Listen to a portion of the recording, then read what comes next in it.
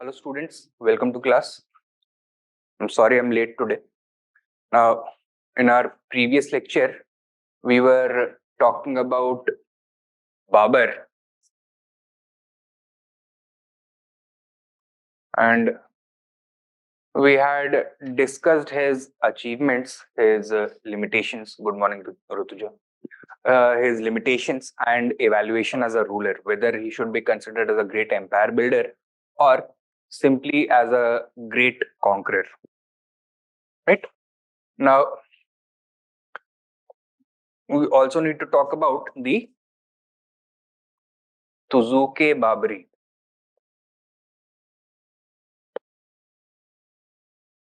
also known as the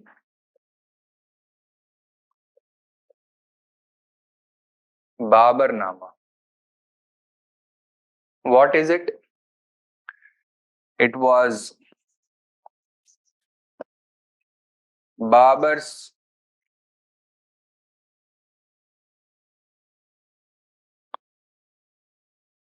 autobiography.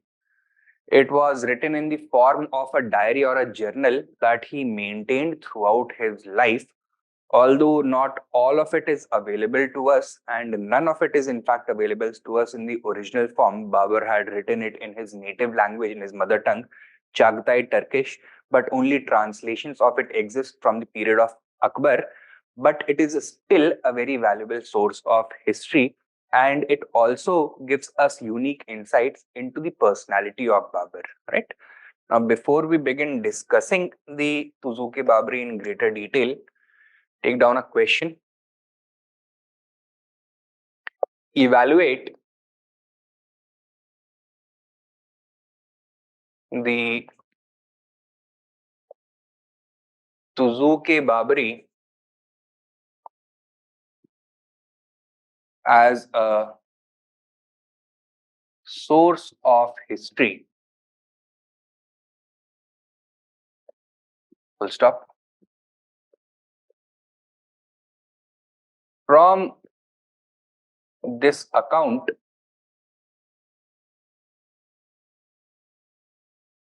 does Babur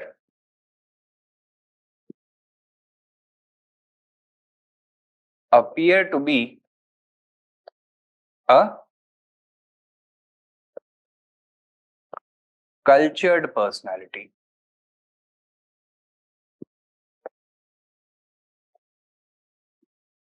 Right? This is the question that we need to address. Evaluate the Tuzuk-i-Baburi as a source of history. Full stop. From this account, does Babur appear to be a cultured personality or not?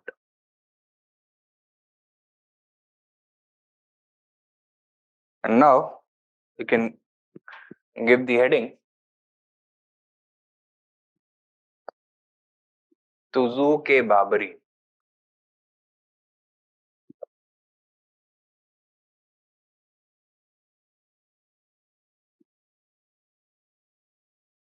Also known as the Babur-nama, it was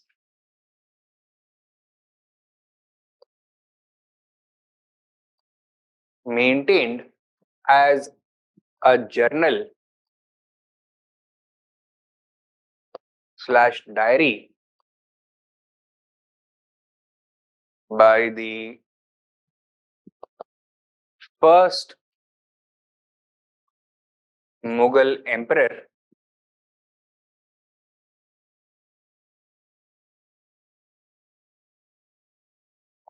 Babur. Full stop. Next point. It was written in Babur's mother tongue,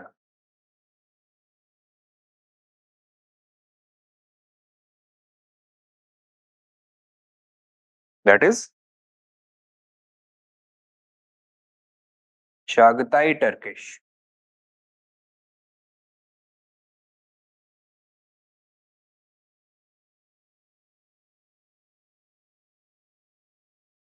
Next point. During Akbar's reign, it was translated into Persian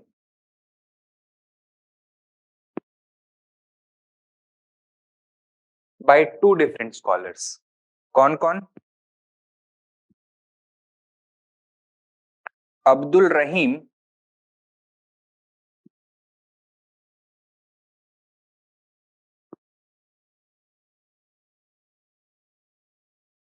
Khan-e-Khanan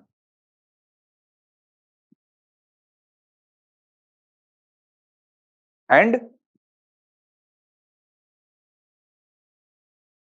Painda Khan.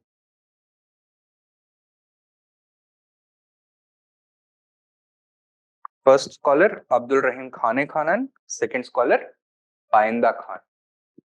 ठीक है?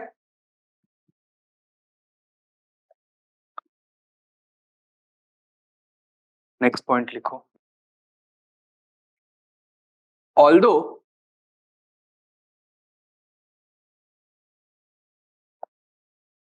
the bulk of Babur's life as reflected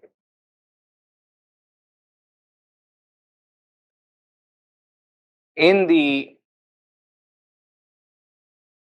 Tuzuk-i-Baburi is lost to us, and only 18 years of his life is covered in the extant work or in the existing work, comma, it remains an invaluable source of history. Full stop. Additionally,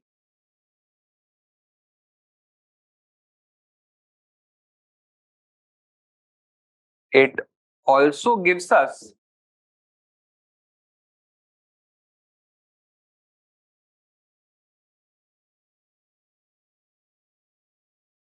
unique insights into Babur's personality,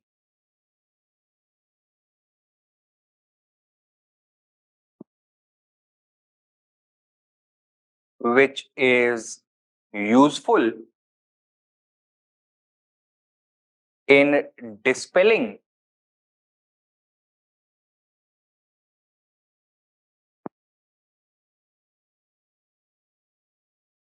several notions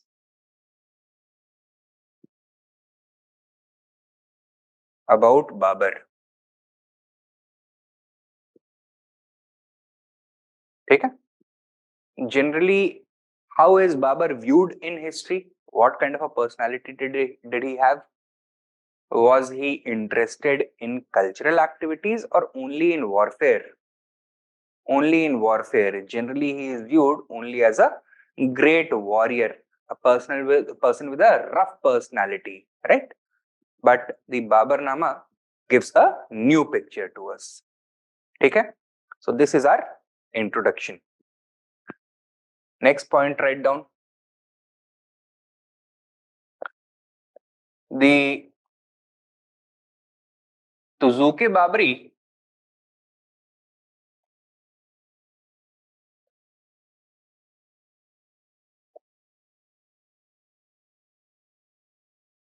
may be divided thematically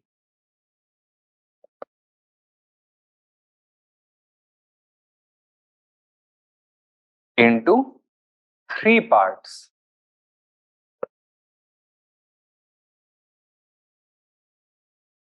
A, B, and C. Part A, which deals with Babur's youth and formative years. That means Babur before he came to India. ठीक है? Second part deals with Indian rulers and Babur's struggle against them. And third, with the general theme of India, its people, culture, geography,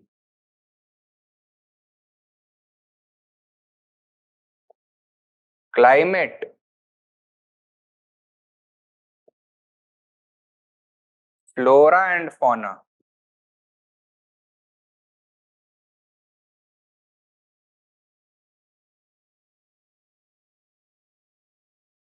society,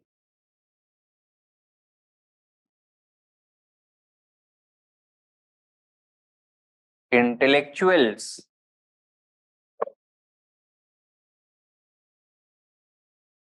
economy,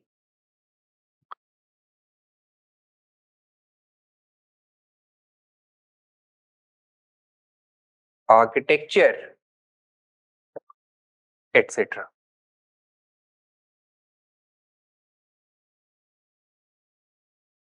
ठीक है? Now further we elaborate. सबसे पहले part A, Babur's life before he came to India.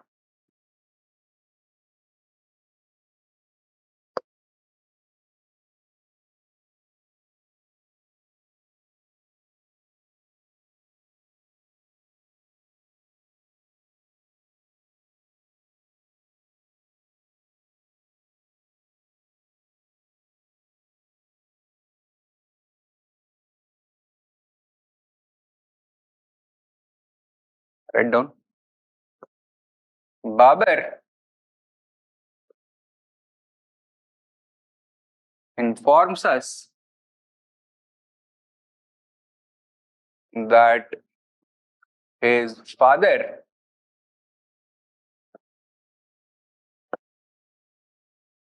Sheikh Umar Mirza,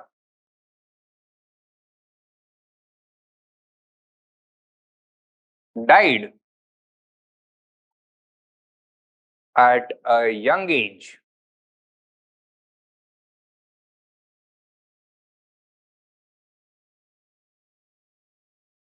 leaving the small kingdom of Fargana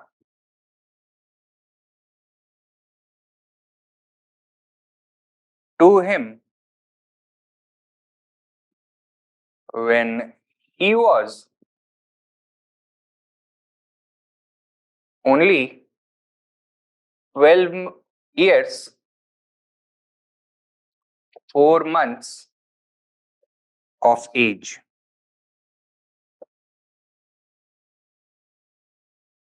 ठीक है?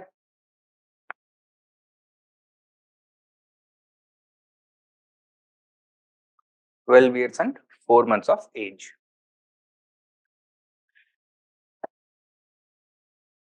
Next, right. Babur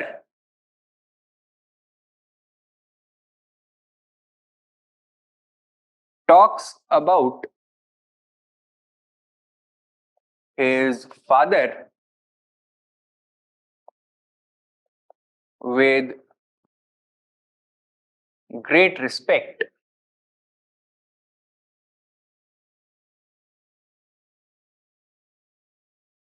However,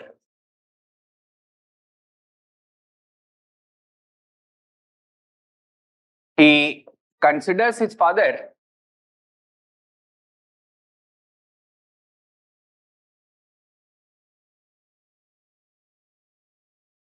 to be a flawed ruler. He considers his father to be a flawed ruler.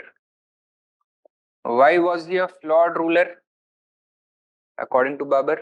Because of his weak personality and his gullibility. Others who were interested in overthrowing him or pushing their own agenda forward were easily able to take advantage of him, and he was not able to discover their true intentions till it was too late. Write down. According to Babur,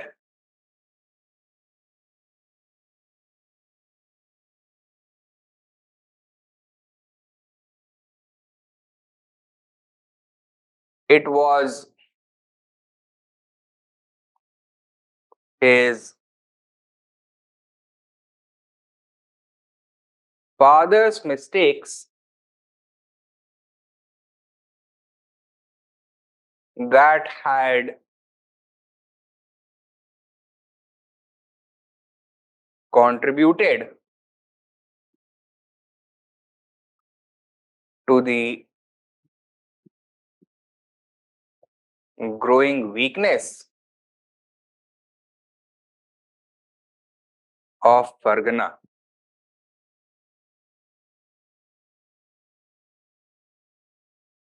ठीक है?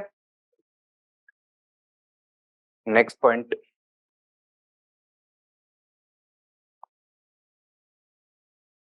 Babur is also open about his own mistakes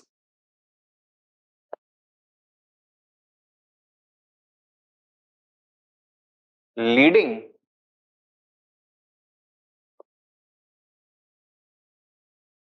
to his defeats at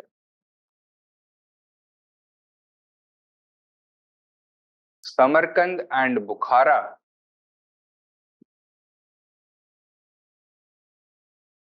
and his ultimate expulsion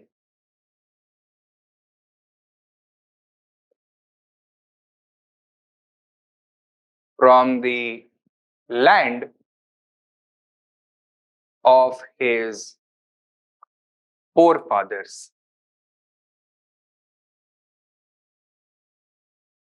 He finally had to leave Fargana as well. Okay?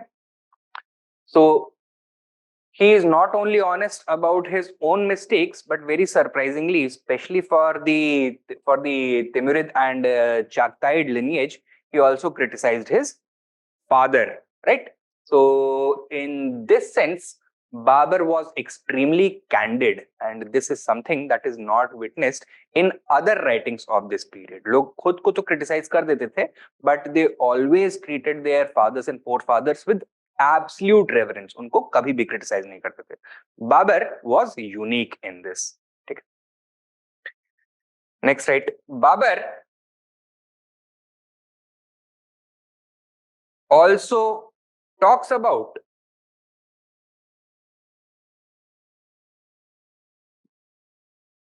his conflicts against his own relatives and the lessons that he learned from them. Right? After all, Babur at this stage was a very ambitious, if very young and inexperienced ruler. And this was a formative phase of his life, and he was learning from all sources, including his rivals. Right. So his earliest rivals were his own relatives, his uncles, his cousins, etc. And although he lost most of his conflicts against them, he learned from them openly. Next, right. It is during this stage that Babur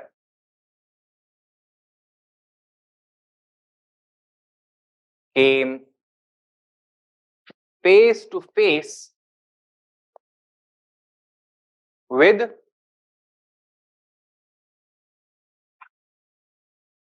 gunpowder warfare.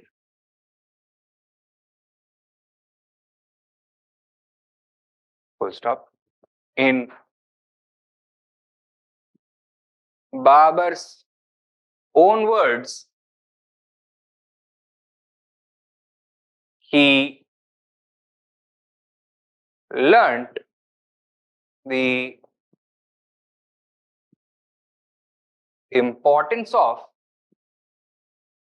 this new kind of warfare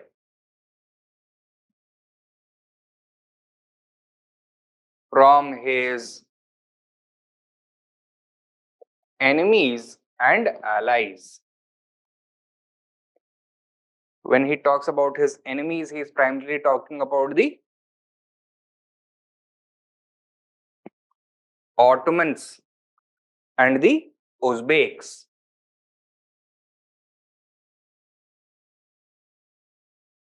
And allies, he's talking about the Safavids. Now, between the 14th to the 16th century, across Asia, three main gunpowder empires came into existence. एक तो थे the Ottoman Empire of Turkey, Anatolia, the secondly the Safavid Empire of Persia, and thirdly the Mughal Empire of India. ठीक है? So it is from his Ottoman rivals and the Safavid allies that Babur not only learned the importance of gunpowder in warfare, but also the techniques and strategies of how to deploy gunpowder guns in the battlefield, right?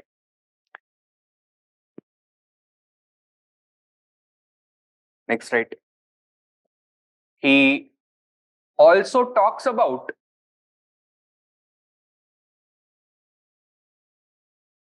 the depths of dejection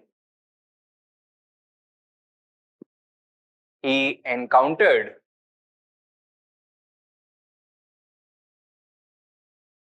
when he was forced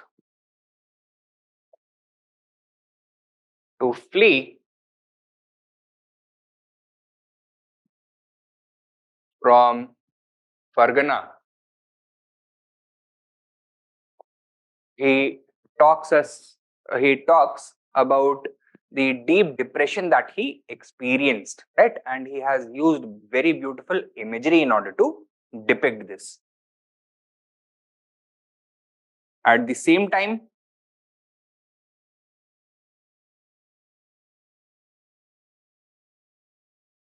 we are also brought face to face with Babur's grit and determination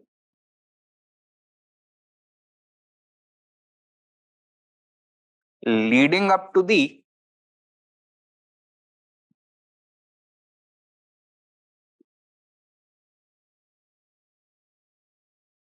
Conquest of Kabul.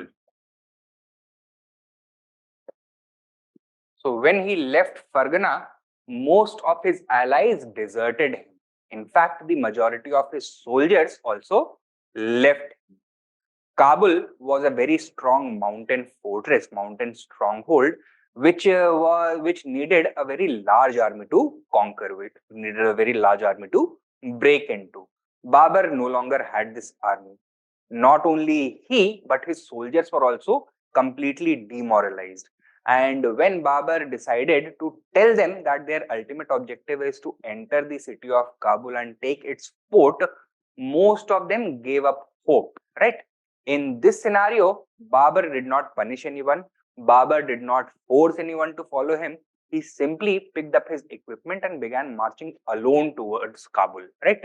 Seeing this, the remainder of his soldiers felt that pang of shame and also that sense of hope that since our leader believes so ardently in this ultimate objective, then maybe he is right. And they followed him and ultimately emerged victorious. So once again, both the extremes of human emotion are depicted by him quite beautifully, right? So ये तो हो गया the first phase of Babur's life, the formative years and youth. Next, B, part 2.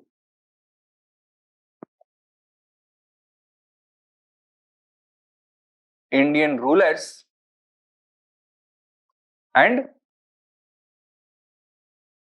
Babur's wars in India.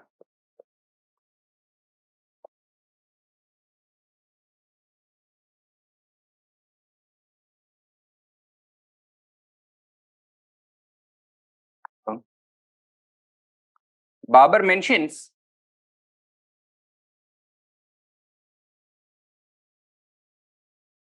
that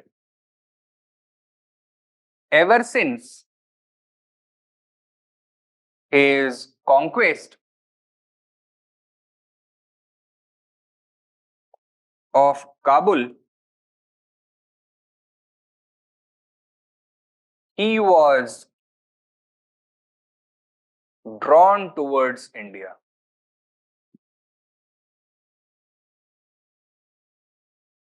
And had the ambition of bringing the whole of Hindustan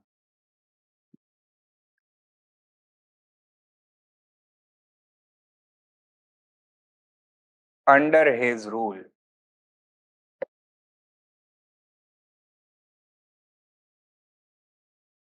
Full stop. Next point. Babur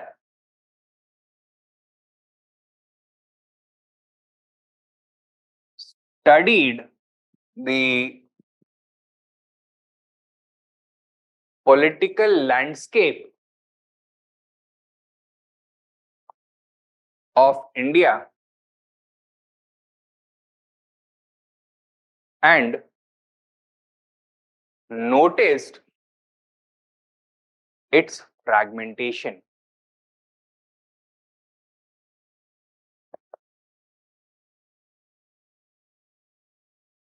Full stop. This solidified his belief that his objective or his dream of an Indian empire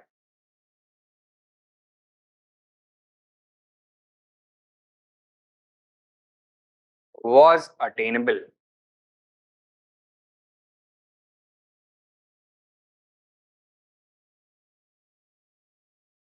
Full stop. Next point. Babur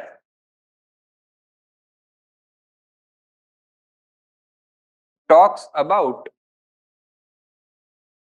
The following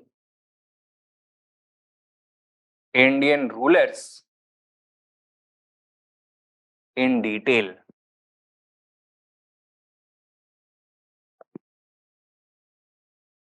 How many Indian rulers did he talk about?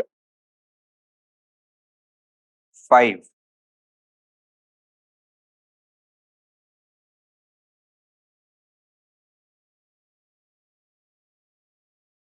कौन?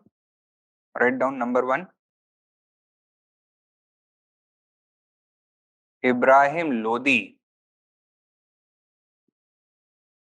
the Sultan of Delhi. What is Babur's opinion about Ibrahim Lodi? That he is capable but inexperienced, that he has surrounded himself with untrustworthy, unreliable personalities, and that his rule is extremely unstable. Okay? Ibrahim Lodi, write down. Babur considers him to be capable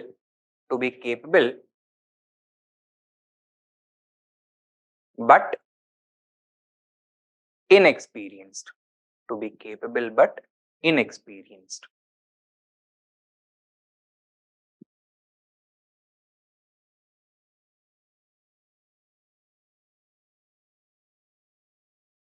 ठीक है? Second right, Rana Sanga.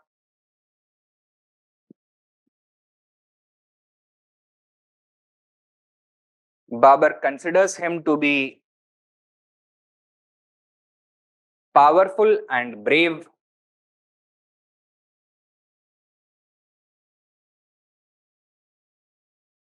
Third,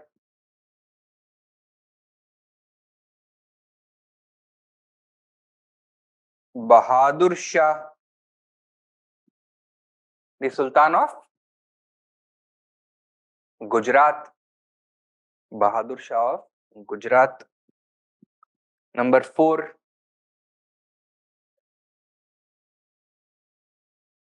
Nusrat Shah, the Sultan of Bengal. And finally,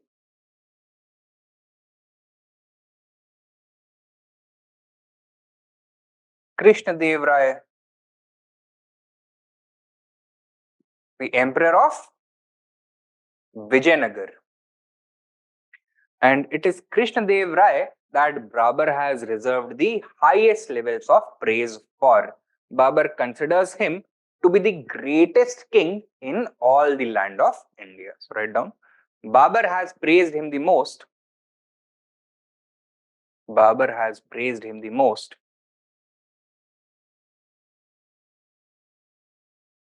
And considered him to be the greatest Indian ruler. To be the greatest Indian ruler.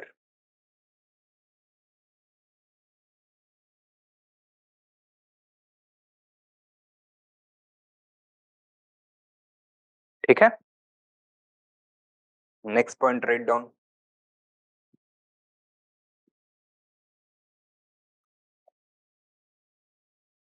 Babur informs us that it was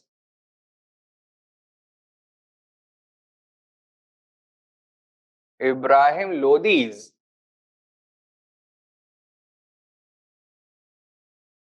own nobles and relatives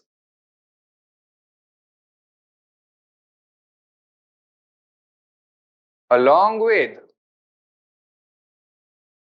some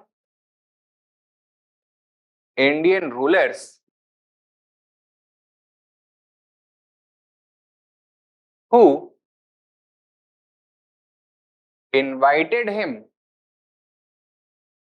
to invade India.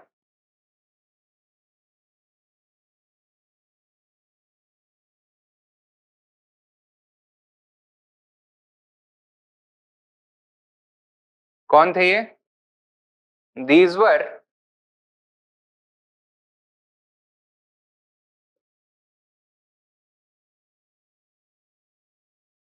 Adil Khan Lodi,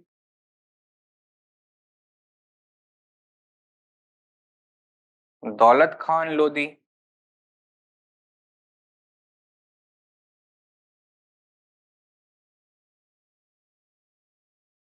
Dilawar Khan Lodi,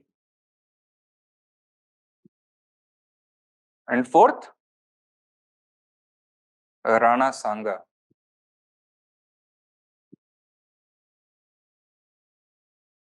Okay. Now, what was their objective? Write down. Babur explains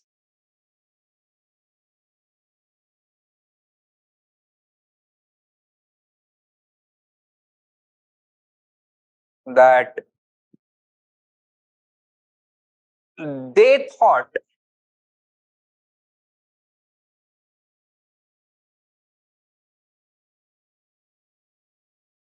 that he would return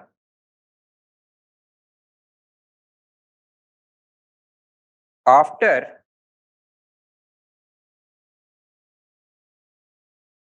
removing Ibrahim Lodi from power.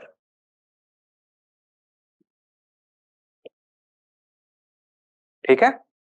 That they are going to defeat Ibrahim Lodi and then go back to Kabul. Right?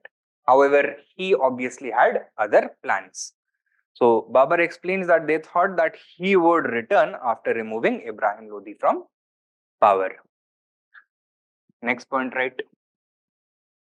It is in this contest, it is in this context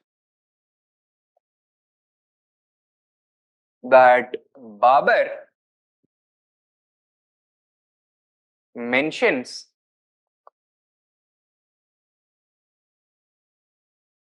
his 6 invasions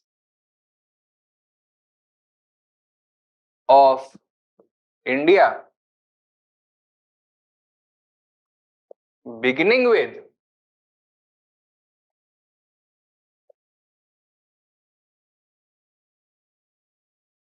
the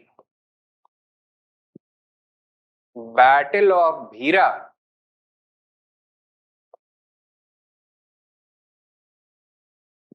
and ending with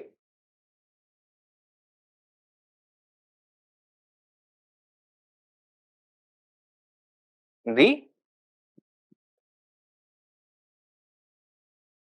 Battle of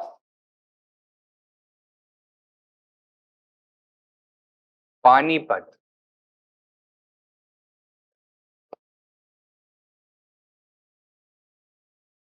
which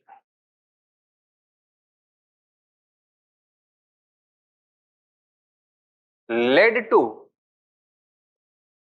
the establishment of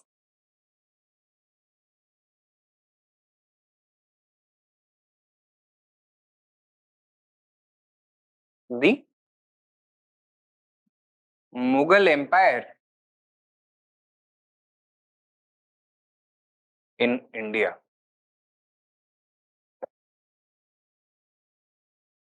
Okay? Now, out of the 4 names mentioned by Babur among the people who had invited him, one name is very controversial. कौन? राणा सांगा का नाम. ठीक है? So, most modern historians believed that the inclusion of Rana Sanga's name in this list was a deliberate move on Babur's part, which he had done after the Battle of Khanwa. Okay? In the Battle of Khanwa, Rana Sanga and Babur were on opposing sides, and in order to justify his war against Rana Sanga, against the Rajputs, he had tried to show Rana Sanga in a negative light, that he was conspiring against the ruler of India. So, वो भी दूध के धुले नहीं, right? That was the idea. Write down. According to modern historians, according to most modern historians,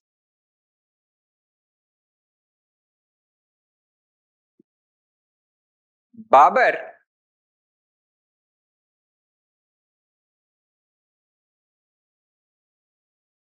deliberately added Rana Sanga's name to the list of conspirators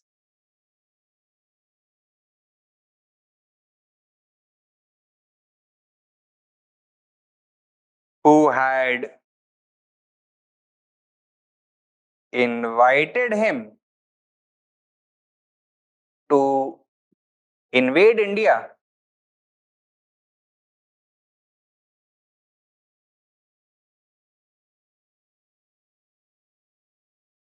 after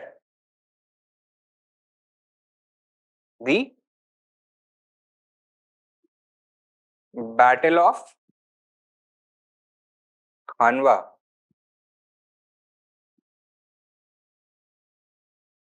After the Battle of Khanwa. Full stop. This was done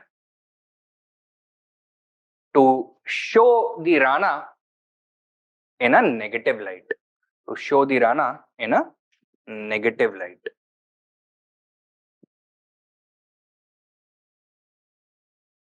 ठीक है?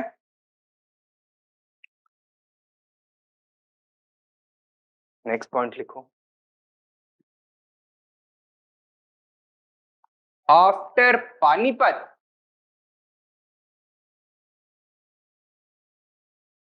Babur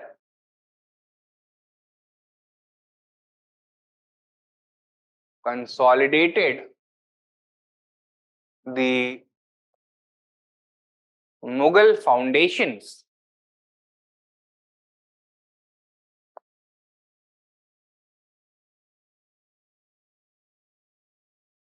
through the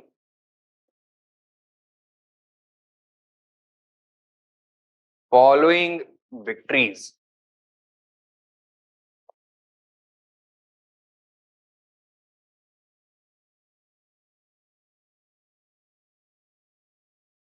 Battle of Khanwa,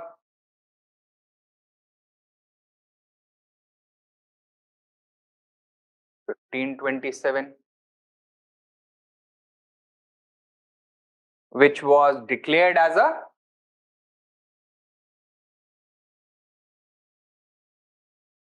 jihad by Babur.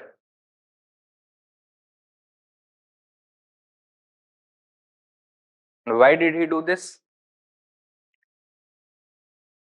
Not only to justify his actions, because Rana Sanga was an exceptionally formidable enemy and his soldiers were demoralized.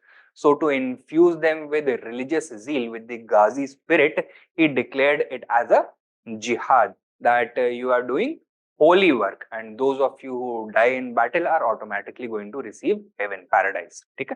That is the idea, which was declared as jihad by Babur. And in order to further convince his soldiers and commanders to follow him, it was just before this battle that Babur gave up one of his long time loves. क्या? Wine. ठीक है, तो पीने की आदत लगी हुई थी उसको. He was very fond of wines. He publicly brought all his wine caskets and broke them in front of his commanders and soldiers. He took the oath that for the remainder of his life he is not going to touch a drop of the good stuff. Okay, so that is the idea. He also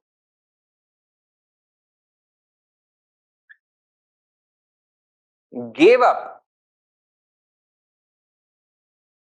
drinking,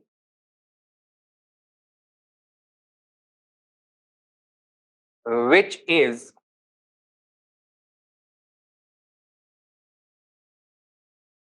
prohibited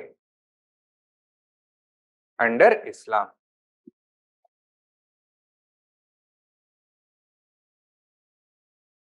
Clear? Second likho. Next battle.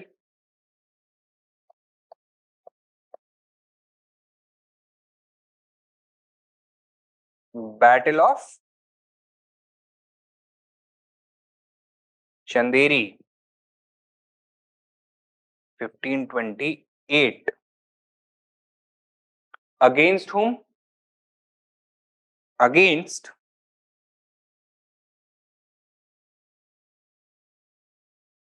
Medni Rai. Who was Medni Rai? A former ally of Rana Sanga. So although Rana Sanga had been defeated, Medni Rai had not, and he still continued to resist. And after victory against Medni Rai, what attitude did Babur have towards the Rajputs? Did he uproot them or did he restore them with certain conditions? He restored them. He transformed them from enemies into allies. He struck a matrimonial alliance between the house of Medni Rai and his own household. Two of his sons, Humayun and Kamran, were married to two of the daughters of Medni Rai. Following his victory,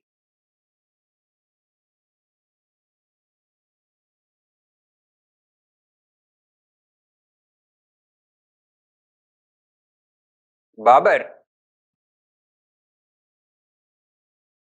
entered into a matrimonial alliance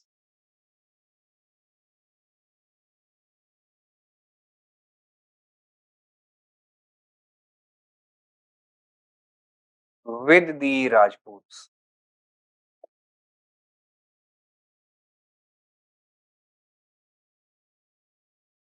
ठीक है? And third,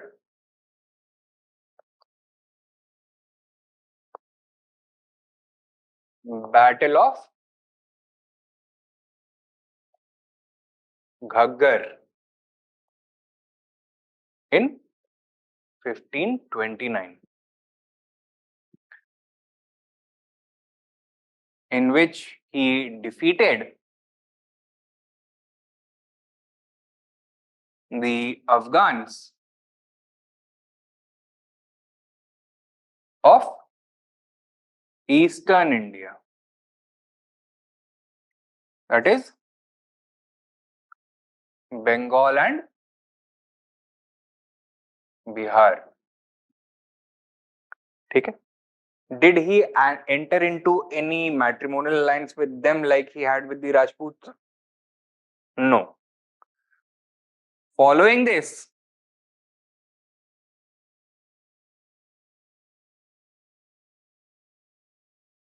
he kept a strong check on the Afghans and kept them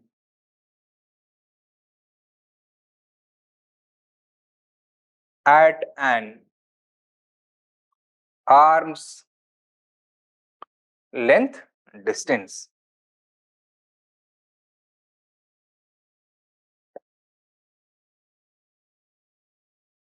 ठीक है?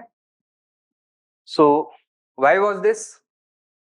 Because he knew that sooner or later the Afghans are going to rebel against the Mughals. They are not going to accept Mughal overlordship. They are untrustworthy. So not only did Humayun sorry, not only was Babur an excellent judge of character, he also seems to be aware of the Afghan value system and why they could not be trusted to be loyal allies in the future. Okay? And with this, a perpetual enmity was sparked between the Mughals and the Afghans. This is going to remain a permanent feature of the Mughal-Afghan relationship throughout their history. And in the ultimate downfall of the Mughals also, the Afghans are going to play a major role. Not only Afghans from Afghanistan proper, Ahmad Shah Abdali Aya, he smashed the Mughals, but the native Afghans of central, western and eastern India. So they are also going to perpetually rebel against the Mughal emperors, especially once they became weaker and weaker. Okay? So this was the Battle of Ghaggar. So ये हो गया second part. And part 3,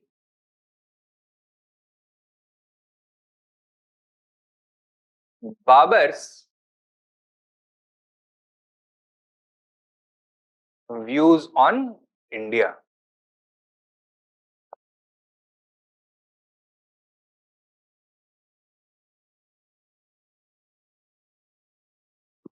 Write down. Here, Babur discusses India,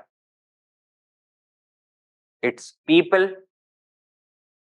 climate, flora, fauna, culture, economy, etc.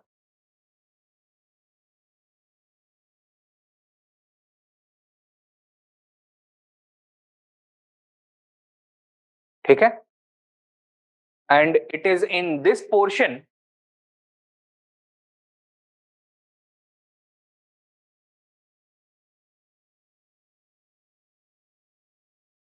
Babur appears to be the most accomplished writer.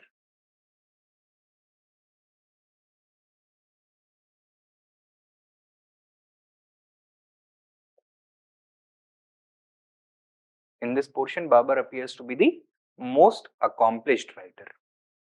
ठीक है? तो while the Tuzuk-i-Baburi covers various themes including politics, economy, warfare, military strategy, but it is when he is talking about human beings, the nature, climate, wildlife, uh, society, that he appears to be the best writer. Write down. He has noted several positive aspects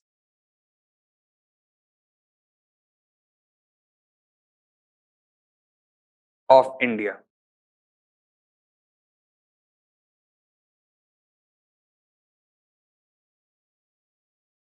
Yeah, positive aspects. Write down number 1. He was extremely pleased. He was extremely pleased with India's animals.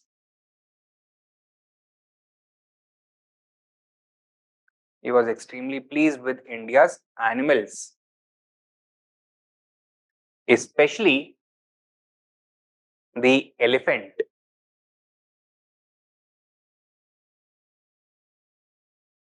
which he had seen for the first time. Which he had seen for the first time.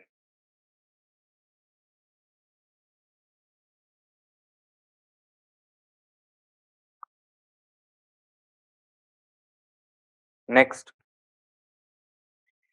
he was also very fond of Indian fruits, especially the mango. Especially the mango.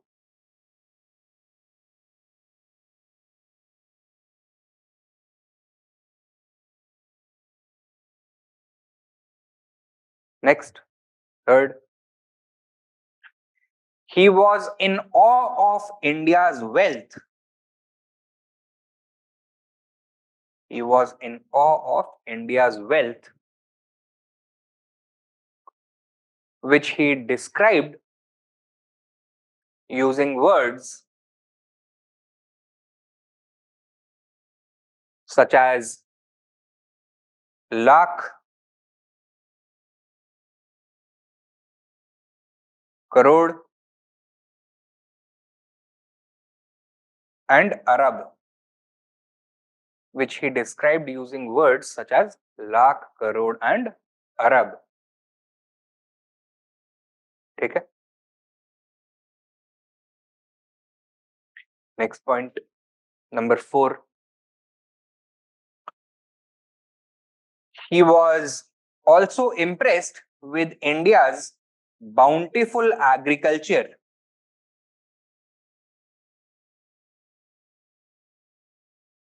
With India's bountiful agriculture,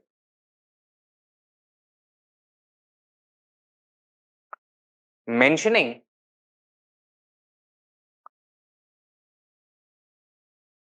the absence of shortage and the rich variety of crops.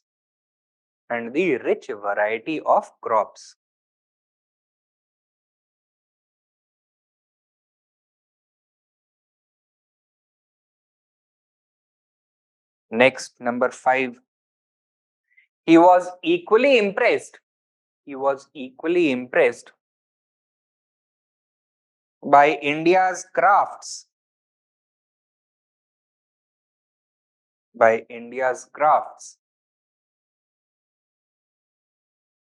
Observing that there was no shortage of any type of artisan or craftsman.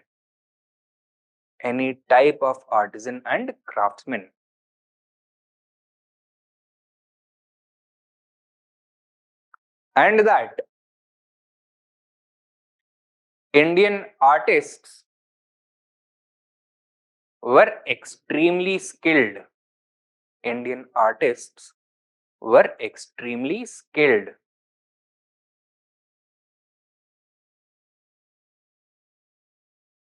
Full stop. He was especially impressed by the skill of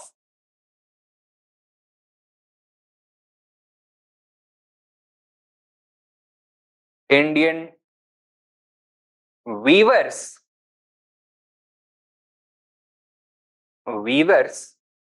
and embroiderers.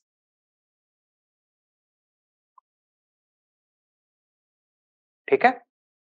Weavers and embroiderers. Next, right? Negative aspects.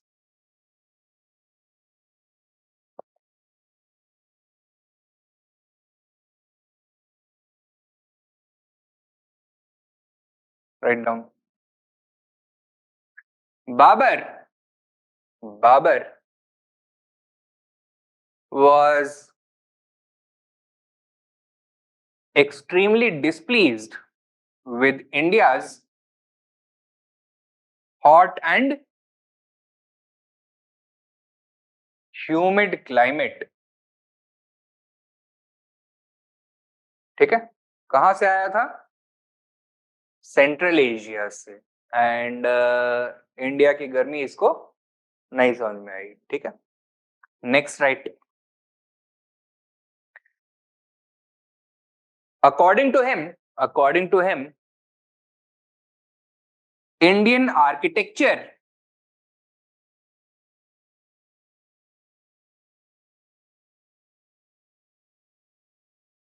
lacked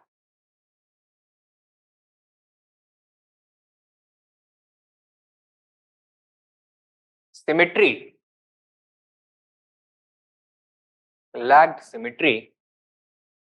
and was not nearly as graceful as the architecture of Central Asia. As the architecture of Central Asia. Next, according to him,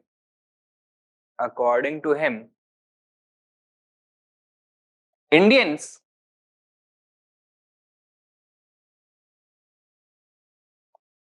did not know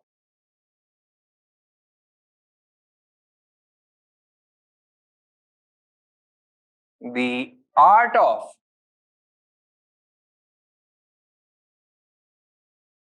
laying gardens.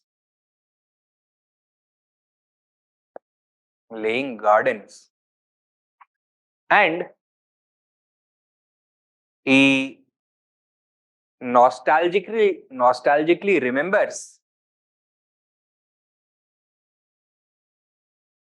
the gardens of Persia and Central Asia. The gardens of Persia and Central Asia.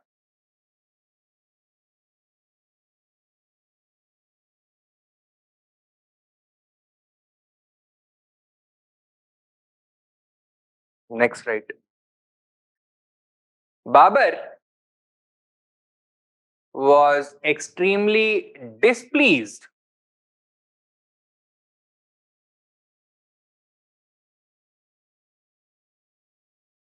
with the quality of Indian wines.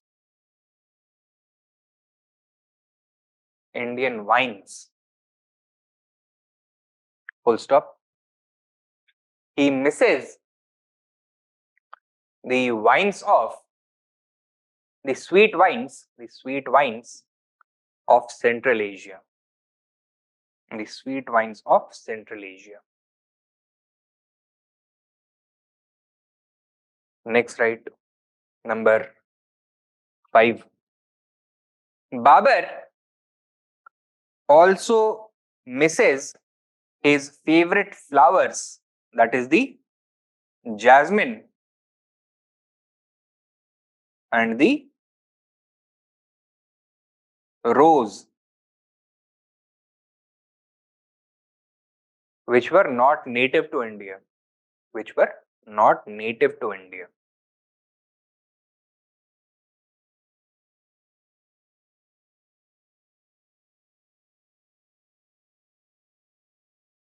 Next, number 6.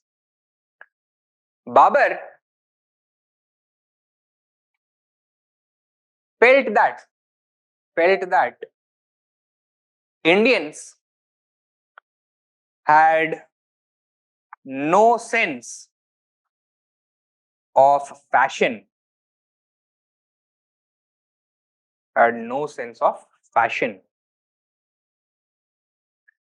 and was shocked to see them roaming around naked. Okay? Now, he had come from a very cold place, a place where Islamic orthodoxy was very strong. So, generally people were covered from head to toe. India के hot and humid climate में usually the ordinary people, especially the farmers, both men as well as women, did not wear a shirt or a blouse. They did not cover their torsos. तो उसको लगा that they are roaming around naked, and hence Indians have no sense of fashion. Write down. Finally, according to Babur, Indians did not have the glow of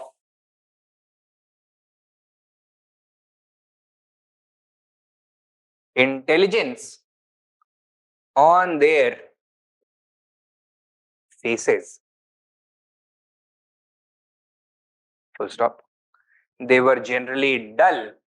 They were generally dull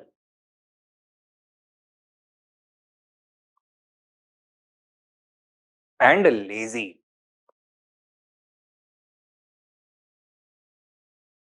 ठीक है? So these are the observations that Babur has made about India and Indians. Now, coming to our question. क्या question था? Evaluate the Tuzuk-i-Baburi as a source of history. From this account, does Babur appear to be a cultured personality? ठीक है? So how to address this?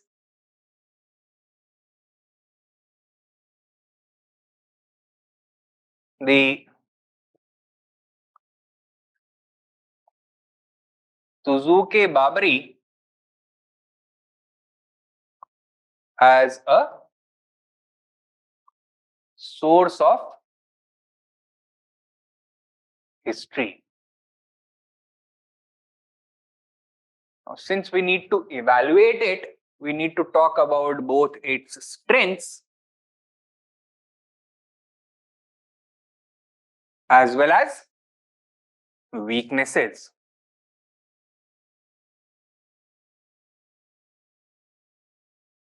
Among strengths क्या क्या point कर सकते हैं हम? First of all, that it was an autobiography written by the ruler himself. So it is going to be more accurate as compared to any other source. Okay? So it was a first-hand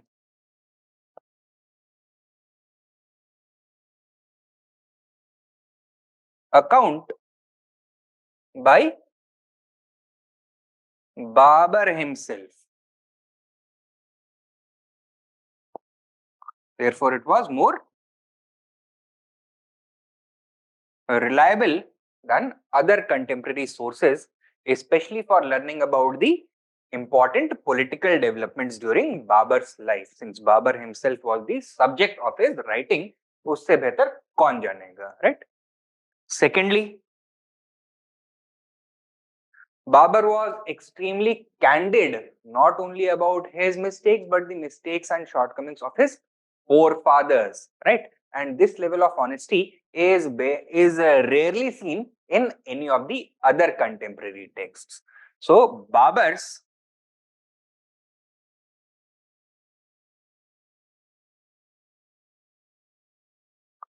candor, his honesty is another important strength. The ease with which he expresses his weaknesses. ठीक? और क्या strength हो सकता है?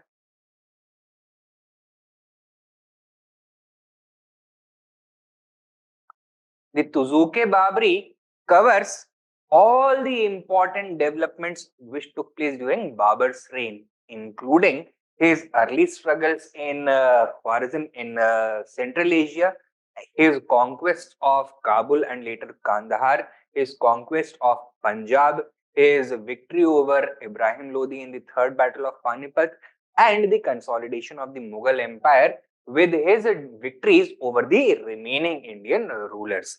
So it is a very valuable source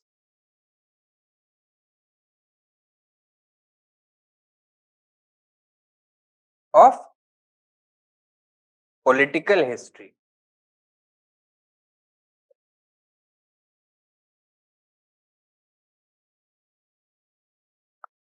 And since Babur was a figure who was associated with the political history of both Central Asia and Persia as well as the political history of India, he is the common link between Central Asian history and Indian history.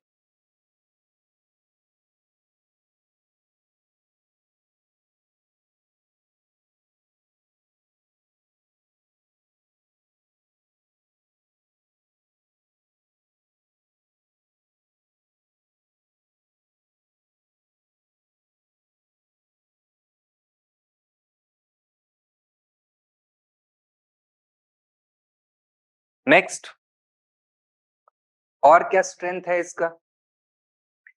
It was because of Babur's writings in the Tuzuk-i-Baburi that we come to know about the intricacies behind the alliance between the Mughals and the Safavids, and the discordant relationship between the Sunni Mughals and the Sunni Ottoman Empire.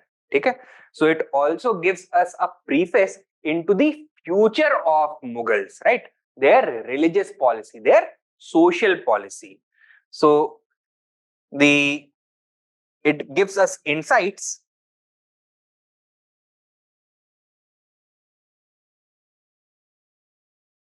into the Mughal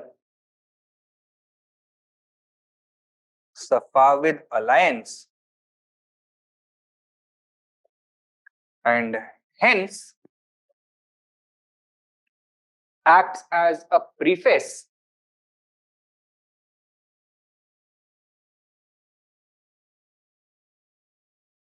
to learning about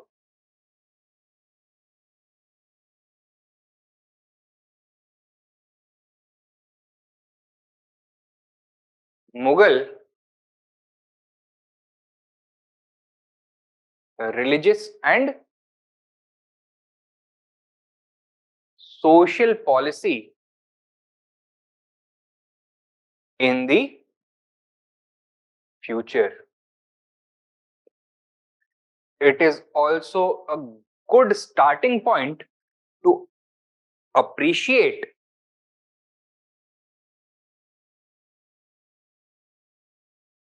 the Mughal future policy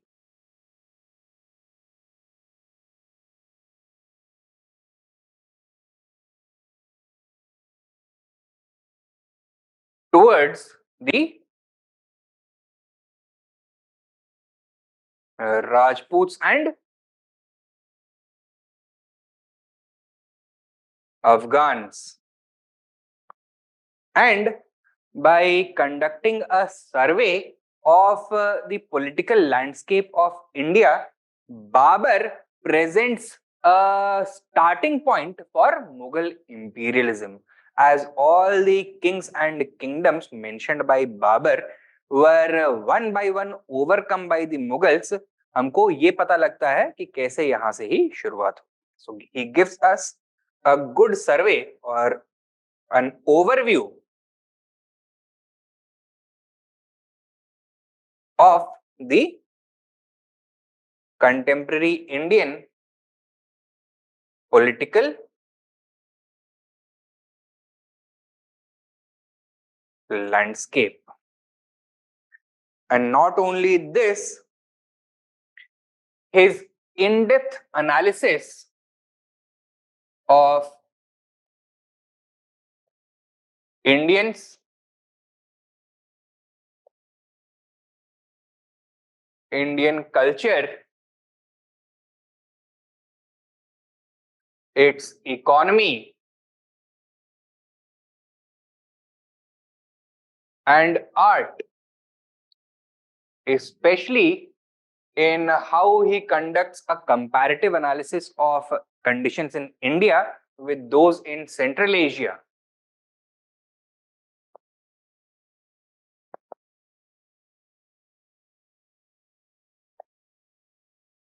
gives us a unique insight into India of this period.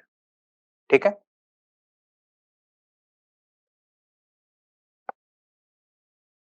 तो ये हो गए इसके strengths. Weaknesses क्या क्या है?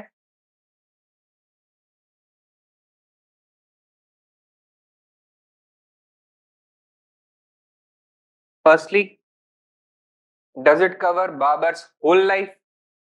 No. So there are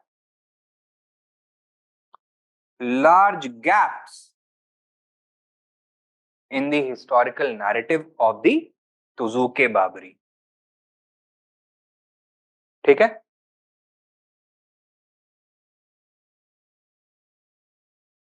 Secondly, Does he have an unbiased attitude towards Indians या फिर biased attitude है?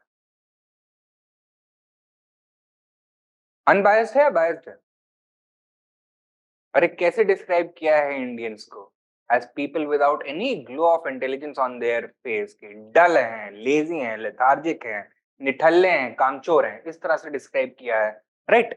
So and in other places he has heavily praised Indian agriculture, the skill of Indian workmen, the absence or the lack of any shortage of skilled workmen across India. So is this analysis contradictory or not? बिल्कुल contradictory है, right? So his analysis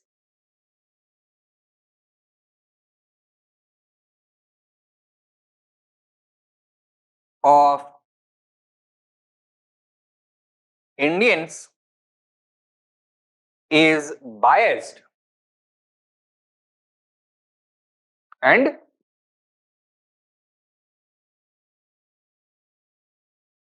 contradictory. ठीक है? And where Babur has described Indians as lacking the glow of intelligence on their face, being lazy and lethargic, Aamir Khusro कैसे describe करता है हिंदुस्तानियों को? As being the best people anywhere in the entire world, right? So not only does Babur's analysis of India and Indians contradict with his own details, it also contradicts with previous scholars such as Amir Khusro.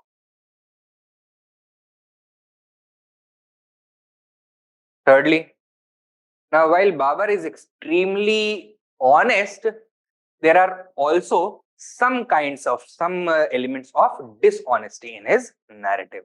For example, his inclusion of the name of Rana Sanga in the list of conspirators against Ibrahim Lodi. Secondly, in order to glorify his own victory over Ibrahim Lodi, Babur ने क्या claim किया? That he had only 12,000 soldiers in his army, while Ibrahim Lodi had more than 1 lakh soldiers.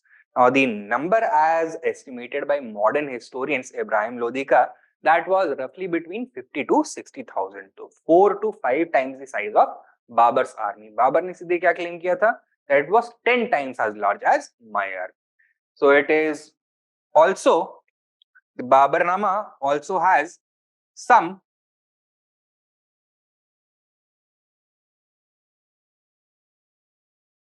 exaggerations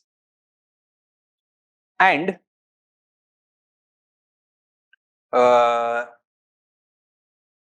you can say embellishments.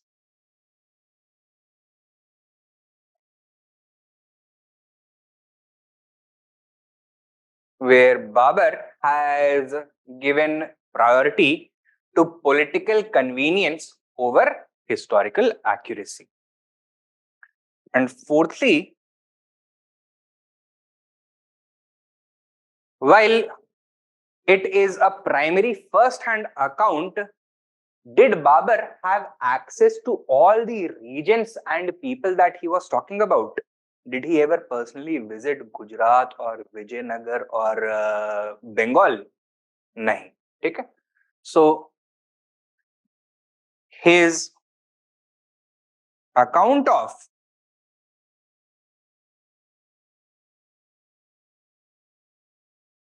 Indian rulers was based on hearsay, कही सुनी बात पे था, ठीक है? He did not have personal contact with Indians. And finally, another shortcoming. While the work may be extremely important to shed light on the history of Central Asia during Babur's early years, the same cannot be said for the history of India. Why? Because Babur was in India only for 4 years.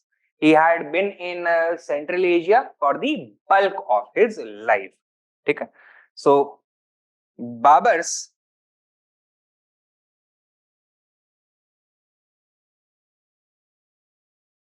history of India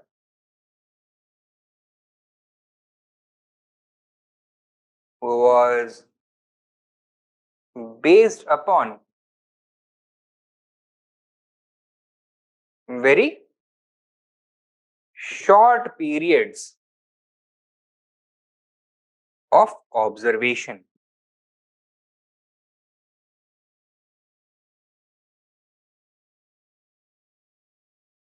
And even during this period, for the bulk of the time, he was involved in battles and war. Okay? So his attention was also divided. So these are the weaknesses of Babur's account. Overall, what can we say about the Tuzuk-i-Baburi as a source of history? क्या लिखेंगे? Despite these weaknesses,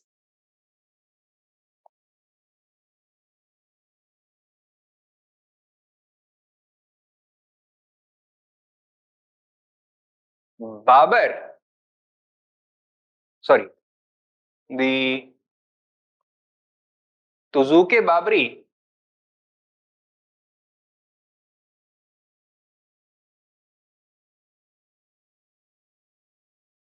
is an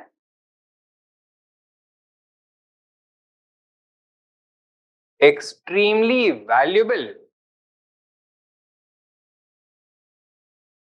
source of history.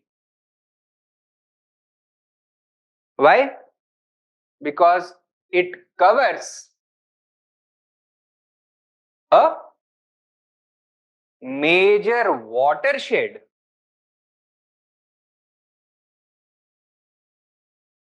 of Indian history through a first hand account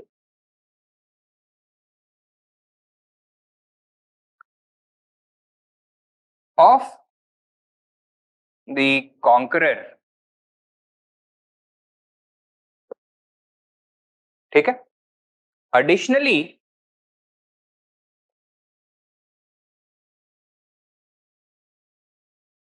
it is priceless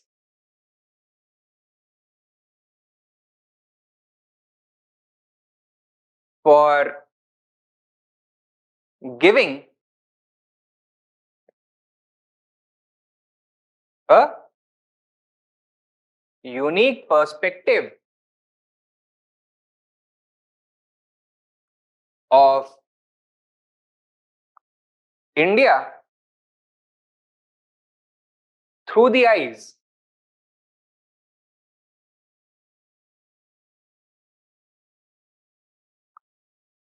of a would be ruler and also provides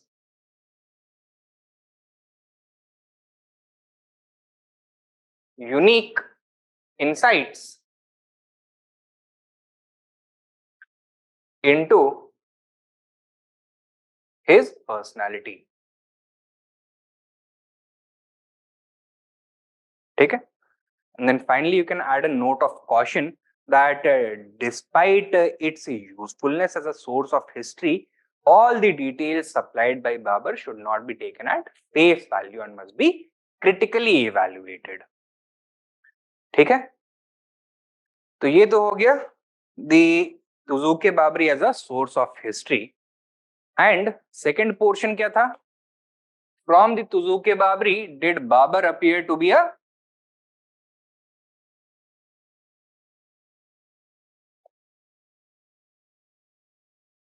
cultured personality?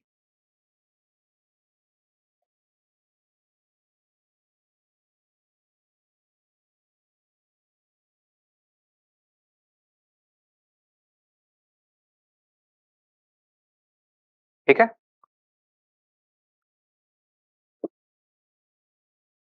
How should we address this portion? देखो, first of all, we can point out that there is a pre-existing picture of Babur in the ordinary mind, not only in the minds of layperson but also in the minds of scholars.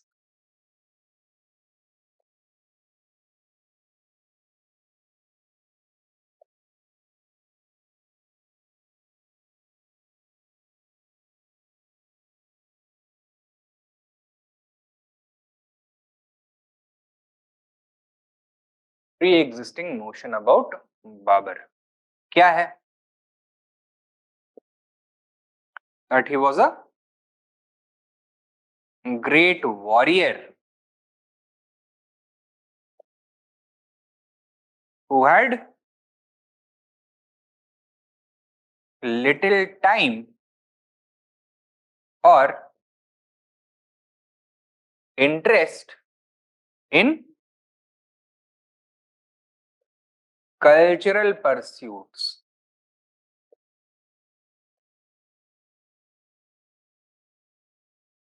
He belonged to the rough and ready culture of the Mongols and the Turks. That his real interest lay in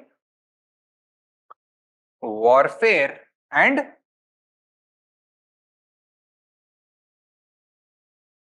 politics. That he was critical of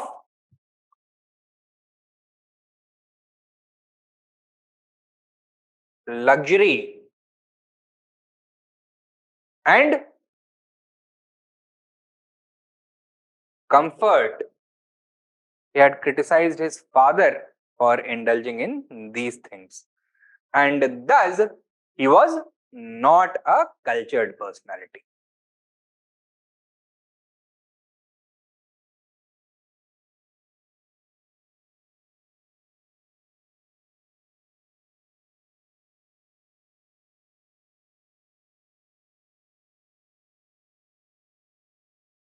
ठीक है, तो सबसे पहले तो आपको ये बताना पड़ेगा that this kind of a notion exist about Babar. Then we are going to have to deconstruct this notion, and on the basis of the Tuzuk-i-Baburi, we will have to shed light on the new picture that emerges about Babur.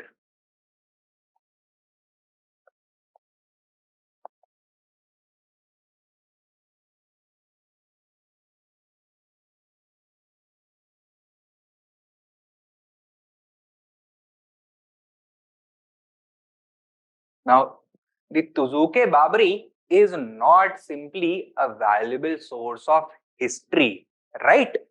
It is also considered as a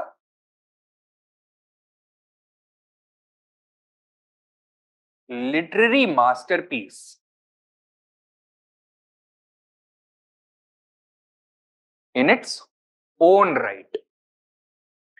So, Babur was not any routine author. Rather, he can easily stand proudly in the company of literary masters such as Kalidas, Shakespeare, Milton, Chaucer, etc. Okay? So, it is a literary masterpiece. Second, Babur's Tuzuk-i-Baburi transformed Chagatai Turkish from a minor regional dialect of Turkish into a proper classical medium of expression. So he transformed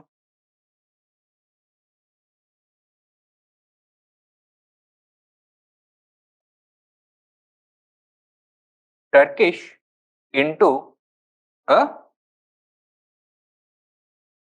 classical literary medium.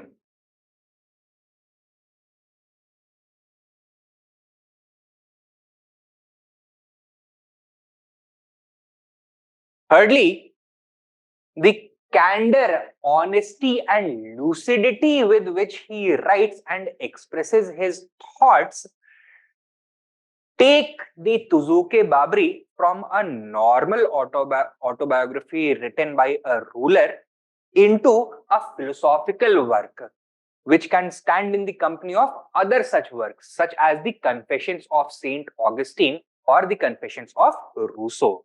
Okay? So it can be equated. So due to its honesty,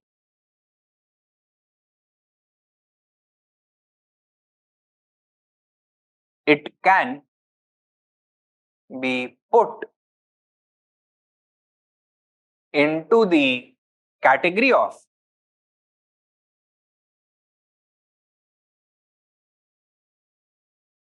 the Confessions of Saint Augustine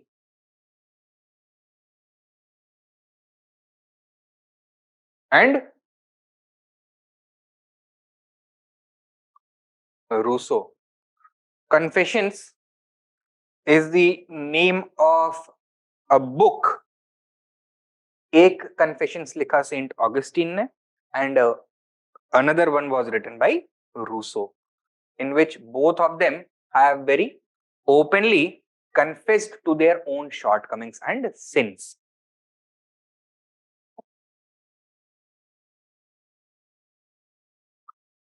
Babur's ability to capture raw emotion in the form of words was masterful. It is very rare that this happens. How he was able to capture the depths of despair and the very peaks of grit, determination, and happiness in a barely a space of a few paragraphs, that is extremely rare. Right? So Babur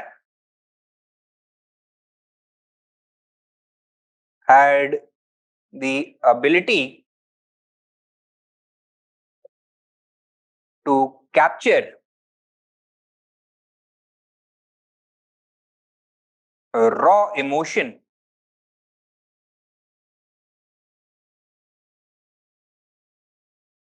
into words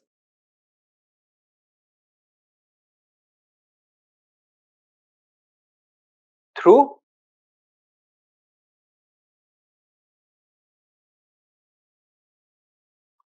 powerful imagery and symbolism.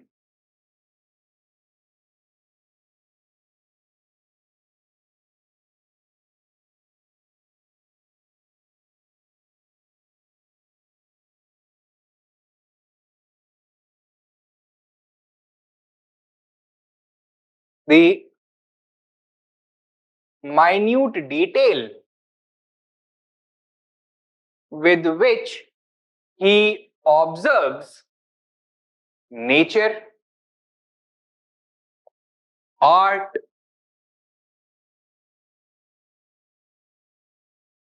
architecture, and the physical world tells us that he had an artist's perspective.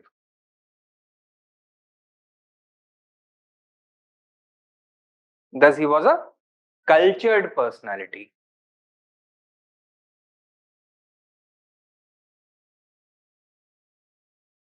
Babur also mentions his disappointment at the inability of Indians to lay down proper gardens, beautiful gardens, and in the Babur-nama, he also spells out the techniques for laying out gardens. Okay? So he was an expert, or he had expert insights into laying gardens.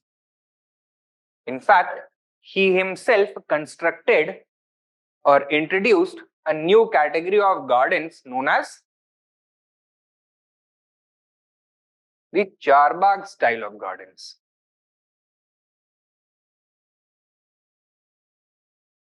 ठीक है.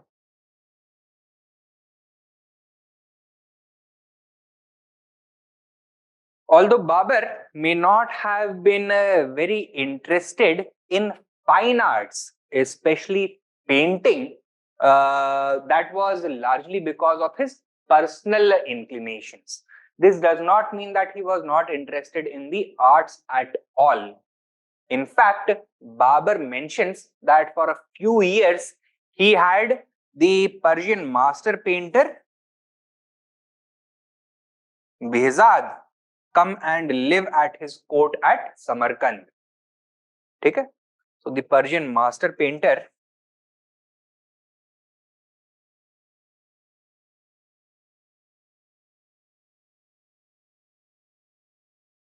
in fact, Behzad is considered to be the founder of the Persian school of art, Persian school of painting. Persian master painter resided at Babur's court.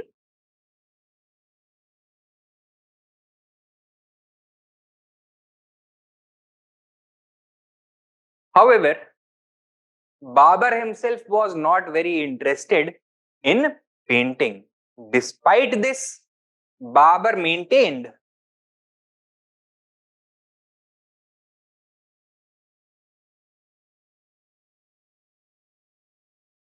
like all the other Islamic rulers of his dynasty and the other Islamic rulers of that region, a well-established library and tasveer khana and surat khana, okay? Library and painting gallery.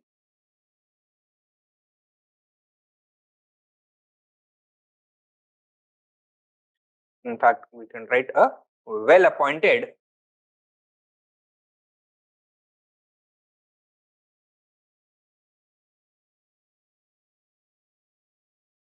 surat khana. That is library come gallery. ठीक है? In fact, Babur's love for the literary arts is also visible in his major contribution to the art of calligraphy. He introduced a new style of calligraphy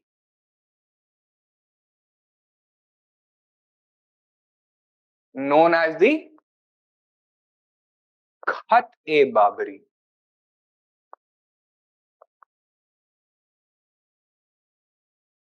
Right? And finally,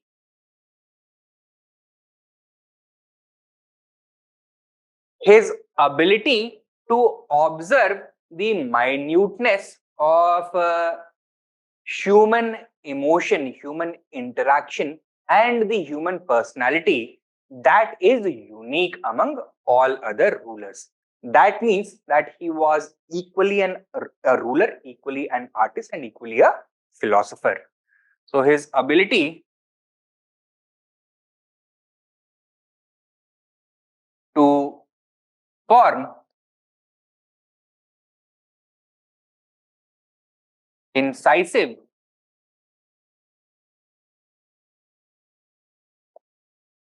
insights about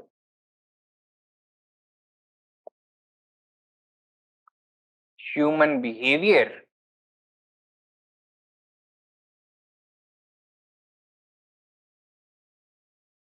attitudes, and personality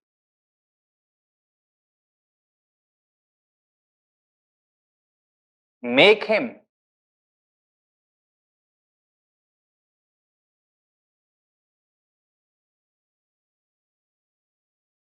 in equal parts.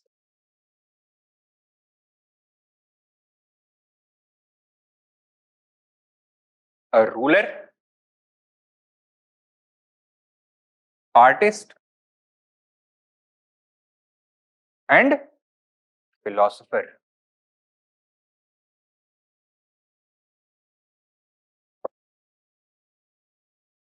And lastly,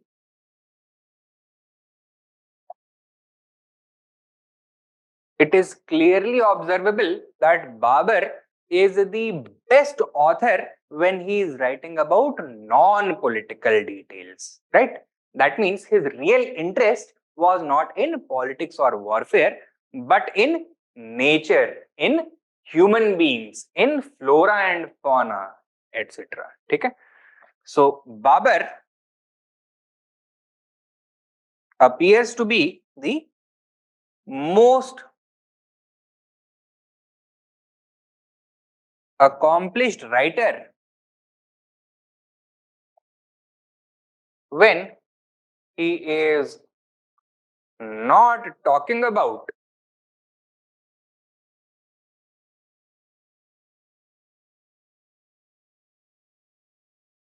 politics or warfare. This indicates that politics was neither his first calling or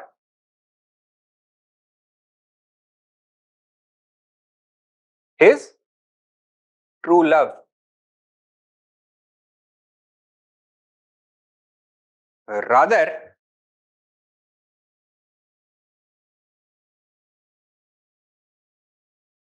the finer sensibilities of human existence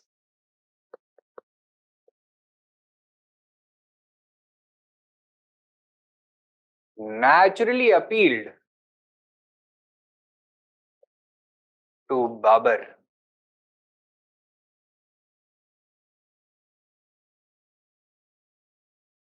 Thus, the Tuzuk-i-Baburi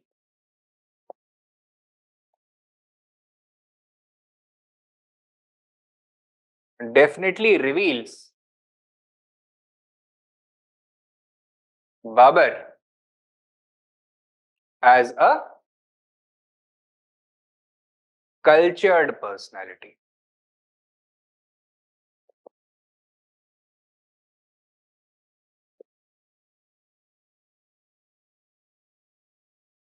ठीक है जी.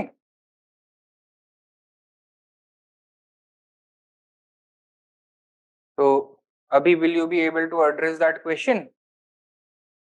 क्या question था? Evaluate the Tuzuk-i-Baburi as a source of history, and on its basis, does Babur appear to be a cultured personality? हो जाएगा? ठीक है. बाबर के बाद who is the next ruler?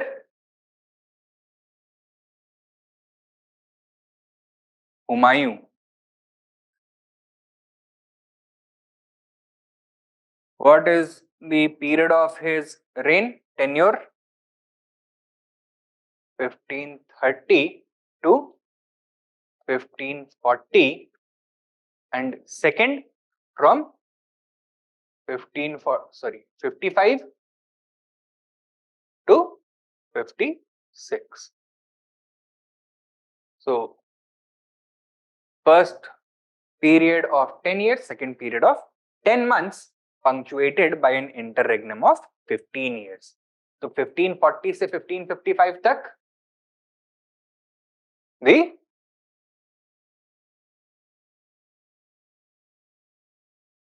Sur Empire established by Sher Shah Suri. Now give me a couple of minutes छोटा सा break लेकर के, sorry about that. So what is the chief source of information about Humayun? It is the Humayun-nama.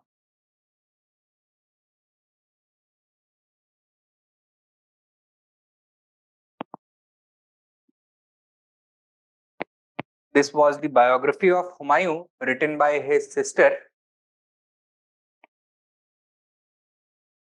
Gulbadan Begum after Humayun's death during the reign of Akbar. So write down, give the heading Humayun and write down Humayun's biography, the Humayun-nama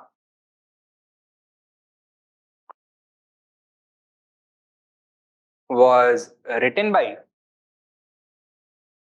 his sister Gulbadan Begum during Akbar's reign. During Akbar's reign. Full stop. It provides the following highlights. The following highlights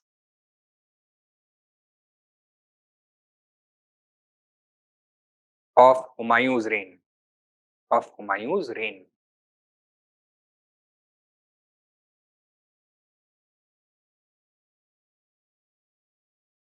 The subheading: Important events. Number 1, 1532. He defeated the Afghans near Allahabad. Defeated the Afghans near Allahabad. Number 2, 1534. He defeated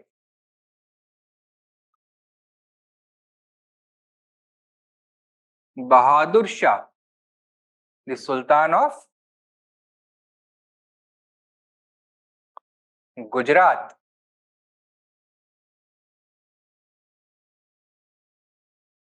Following which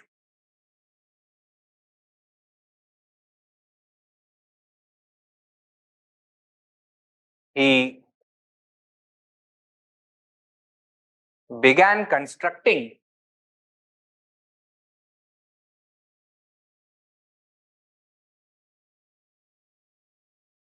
his new capital of Dinpanah. कहां पर? Eight Delhi. ठीक है. Number 3, 1539. He was defeated by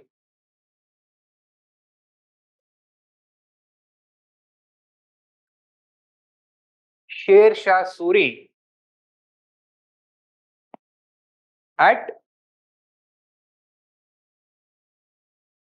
Chausa.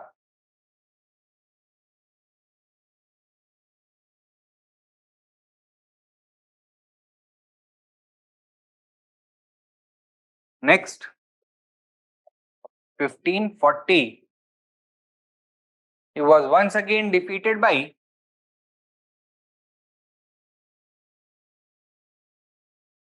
Sher Shah Suri at Bilgram. Where is Bilgram? Chausa कहां पे है? Bihar. Bilgram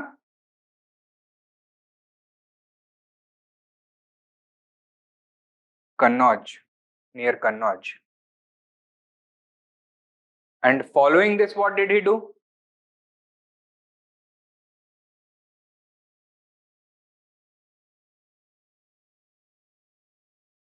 1541, he fled from Delhi towards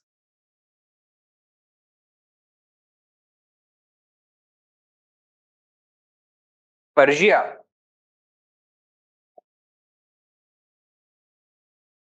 via Sindh.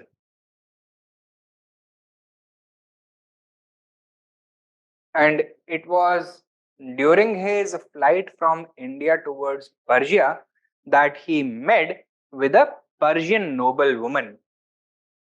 So he read down, he met and married. क्या नाम था इस पर्शियन नोबल वुमन का? हामिदा बानू बेगम.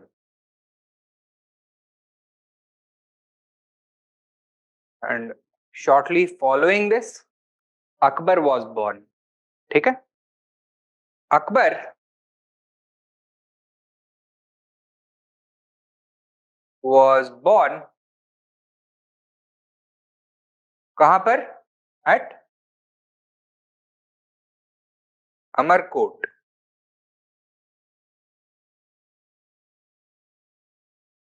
This is in Sindh. Humayun had been given refuge by the local Rajput ruler of Amarkot, and it was here that Akbar was born. And following this, since Sher Shah Suri's forces kept chasing him, he was forced to flee from Sindh as well. He finally went to Persia, where he was given refuge by Shah Tamask the First. Write down. He was given refuge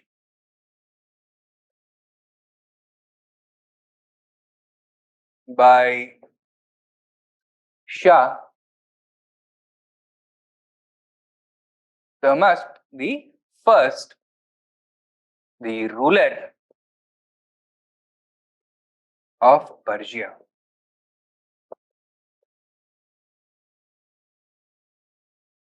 Next, right.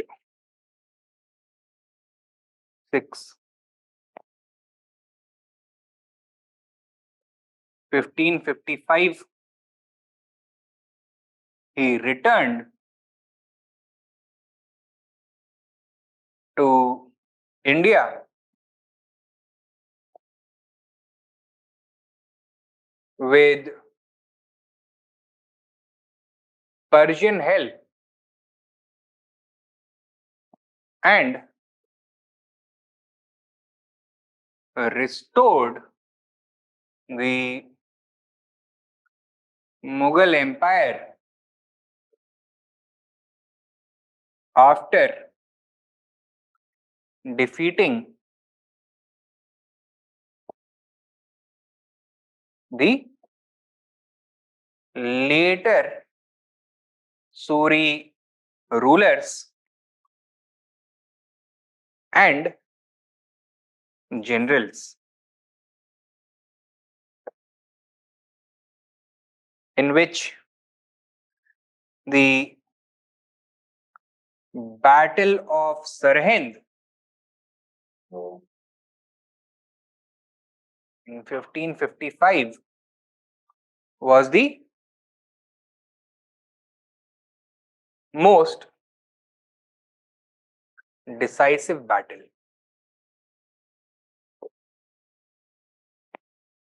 However, once again the Mughal Empire was thrown into disarray when in 1556 Humayun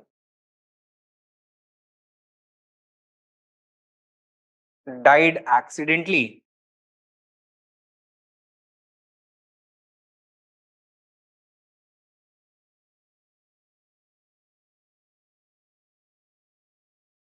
when he fell from the stairs of his own library that he had gotten newly constructed at Delhi. ठीक है?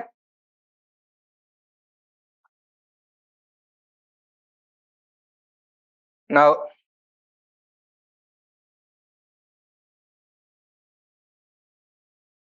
there is one popular opinion about Humayun, that is, Humayun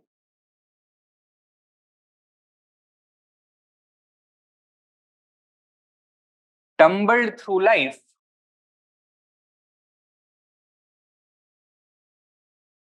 and then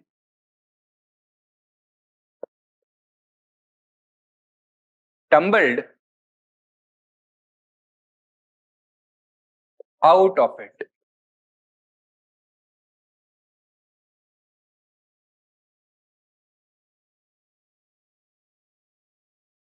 ऐसा किसने बोला?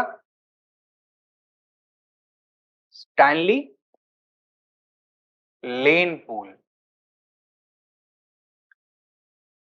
He was a prominent colonial historian.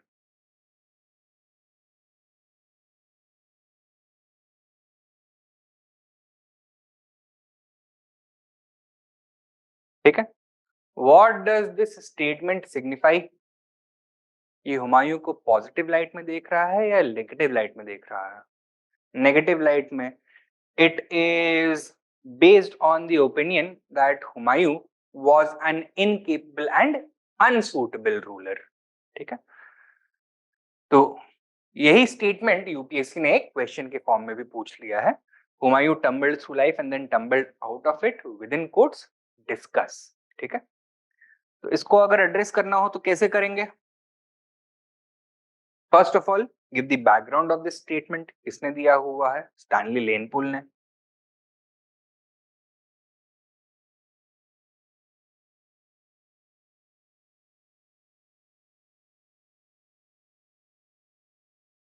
Colonial school के historian थे, right? And it is the general position of the colonial school regarding the personality of Humayun. This school views Humayun as an incapable and unsuitable ruler. क्या allegations लगाए हैं? That he was addicted to opium, that he was lazy and lavish, that he was short-sighted and lacked the military acumen or political astuteness of his father, that he was neglectful of both the Afghan threat as well as the threat posed by other formidable enemies. And it is this that led to Humayun's ultimate defeat and expulsion from India at the hands of Sher Shah Suri. Is this clear? Now, however, more recent historiography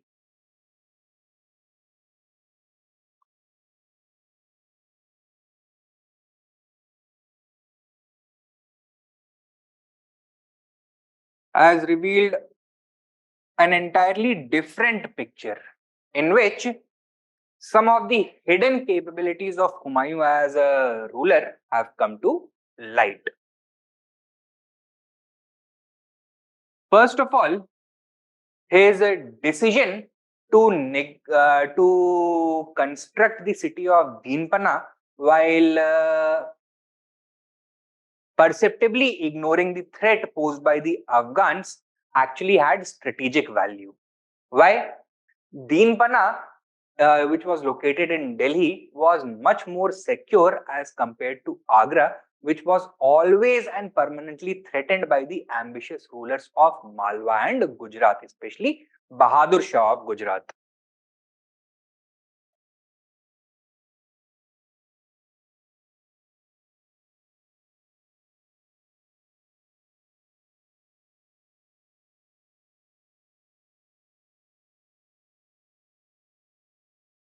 Secondly, as to the charge of opium addiction,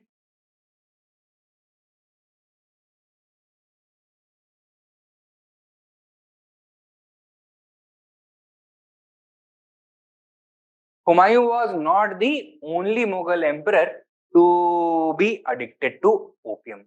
Rather, this was a general practice among the Mughals. In fact, Babur throughout his life was dependent upon alcohol, right? And when he suddenly left alcohol for the remaining 3 years of his life, he remained dependent upon opium.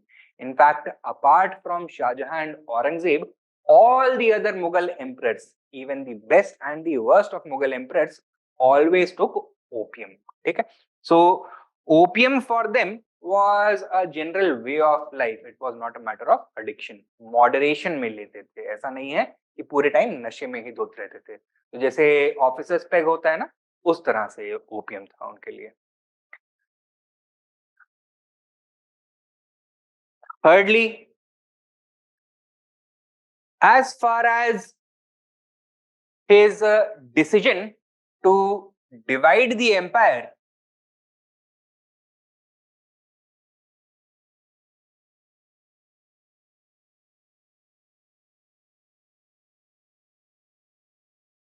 among his brothers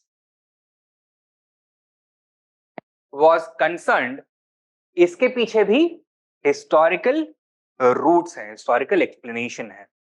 This was the general common practice in accordance with the Turco-Mongol theory of kingship, जो कि Timurid dynasty में सारे rulers ने adopt किया था except for Babur. Babur was the one who had broken the convention when he had decided to transfer the sovereignty directly to Humayun and not divide the empire among his 4 sons, Humayun, Kamran, Hindal and Askari. तो बाबर ने क्या किया? Is he doing something spectacular, something special? Sorry, Humayun ne? Nahin. He was simply returning to the conventions of the Turco-Mongol theory of sovereignty.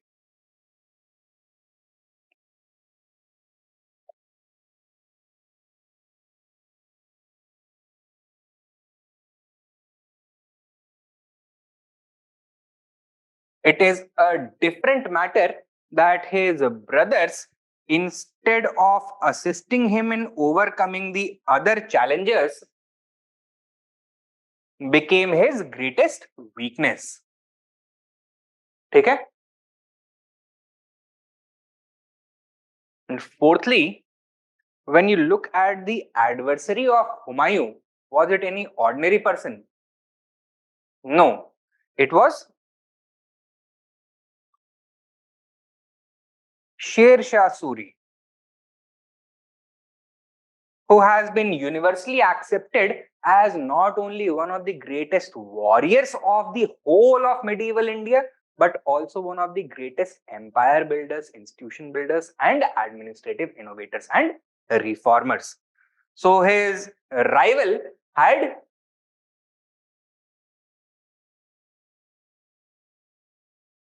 extraordinary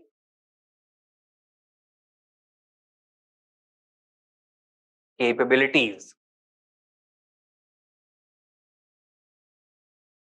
And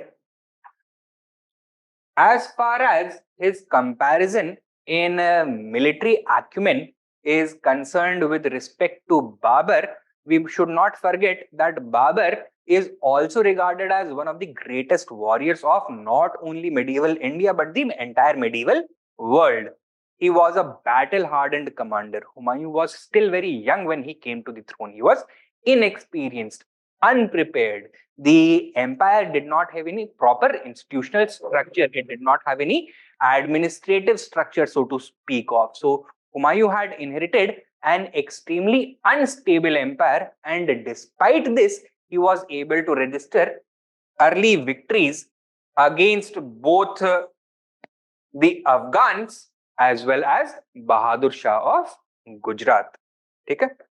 So Humayun was not entirely useless as far as a military generalship was concerned. So he registered early victories despite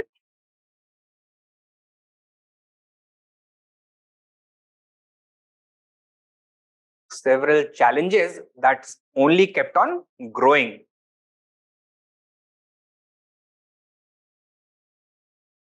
Right?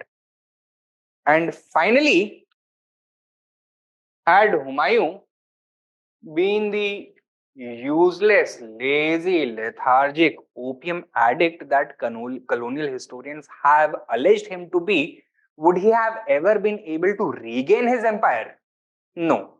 So Humayun is a rare example of a ruler, not only in Indian history but in world history, who loses his empire and then regains it.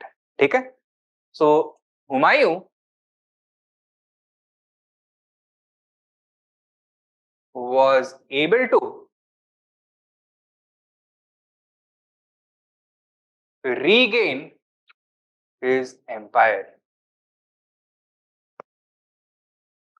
which reveals his hidden strength,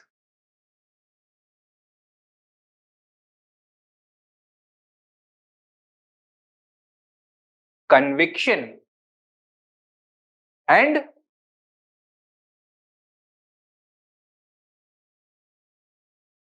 organizational ability. Although he may not have been a great warrior always, he definitely had the warrior's spirit, the fighting spirit.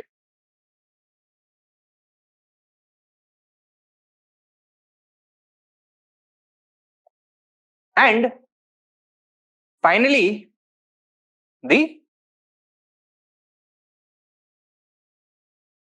colonial perspective towards the Mughals. Is it a biased one or an unbiased one?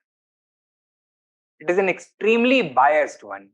The colonial historians were deliberately trying to ridicule Humayun so that in contrast, they could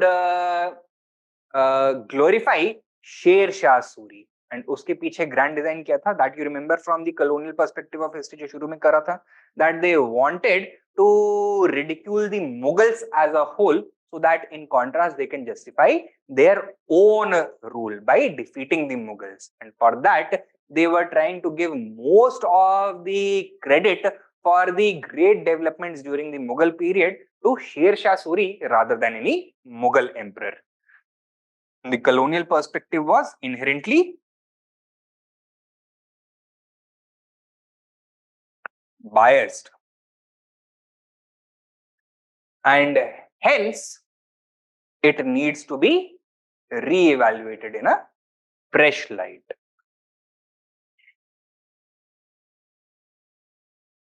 Conclusion में क्या लिखेंगे हम? That on the basis of this analysis, it is clear that the evaluation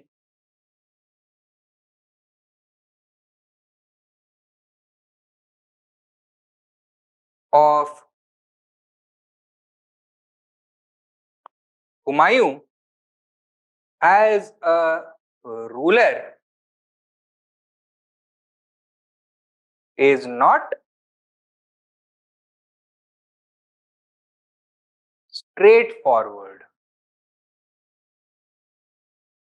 and that we should be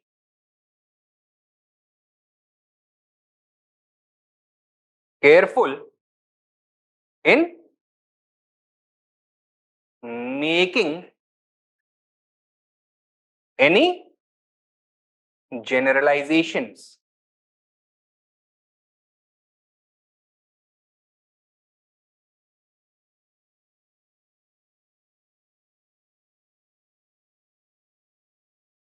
ठीक है? Rather, Humayun's career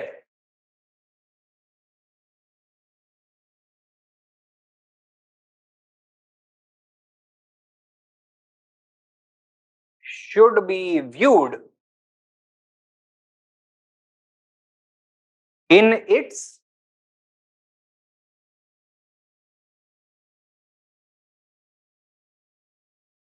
entirety.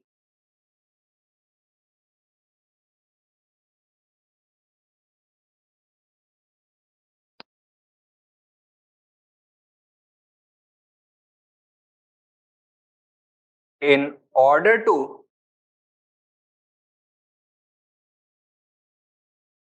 develop a complete and objective picture. ठीक है? So that is the note on which we can conclude our answer. अब ये बताओ, ये सब लिखवाने की जरूरत है और will you be able to address this on your own, this particular question? Humayun tumbled through life and then tumbled out of it. हो जाएगा ये खुद या नहीं हो पाएगा? हो जाएगा? ऑनलाइन स्टूडेंट्स हो जाएगा ना? चलिए, good. Now, if there are any doubts, please let me know. Otherwise, I'll end this class, and in our next lecture we are going to talk about Sher Shah Suri.